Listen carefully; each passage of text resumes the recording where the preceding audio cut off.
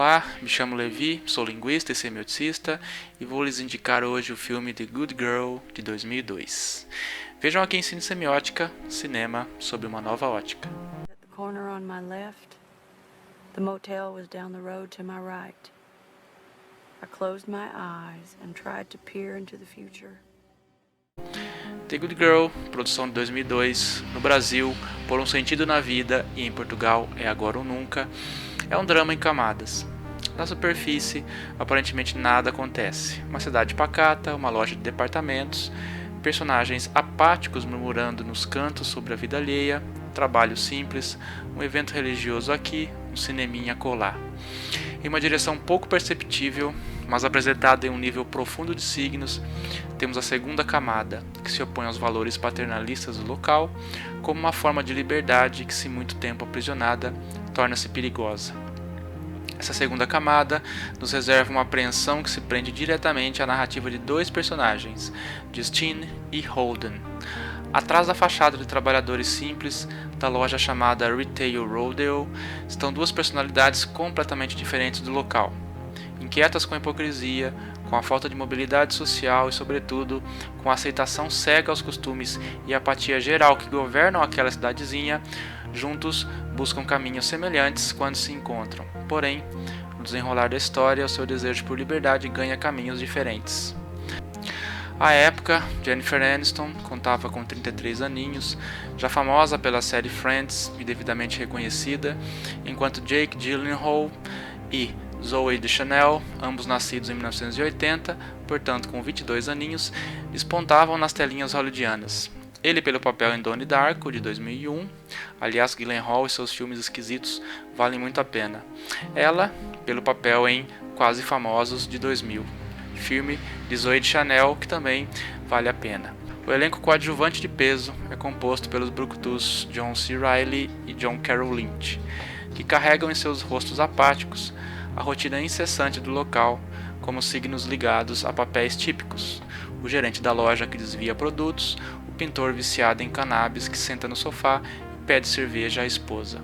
Veremos que, apesar desses clichês, tais papéis têm muito sentido aqui.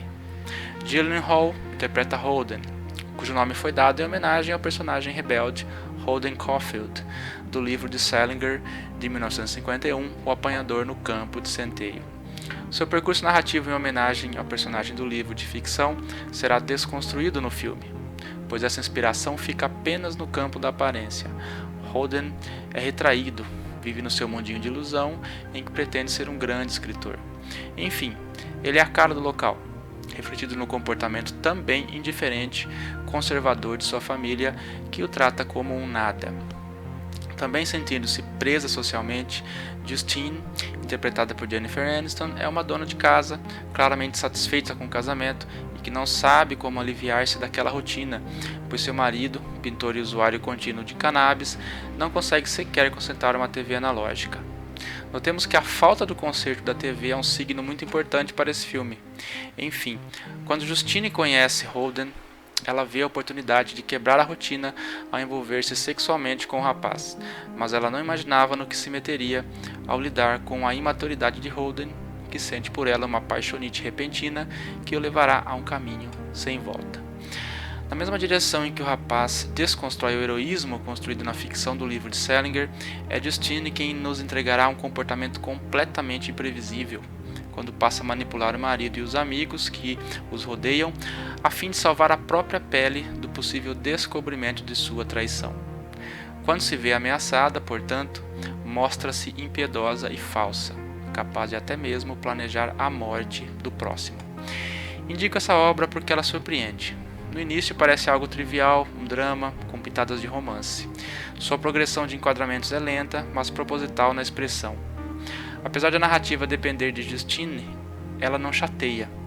À medida que Justine vai guiando os destinos dos próximos, é que enxergamos a profundidade e o vazio a que as pessoas podem chegar nesse drama, quando não se adequam a uma determinada rotina social, sobretudo. Ela e Holden, ao não estarem imersos naquele ambiente hipócrita, apesar desses valores darem sentido ao local, cometem atos que atingem, por vezes, mais a si próprios que aos próximos. Assim, Somente um deles poderá se dar bem no final, de forma que apenas existe espaço para um naquela sociedade quase estamental, sem mobilidade. E aí, quem será?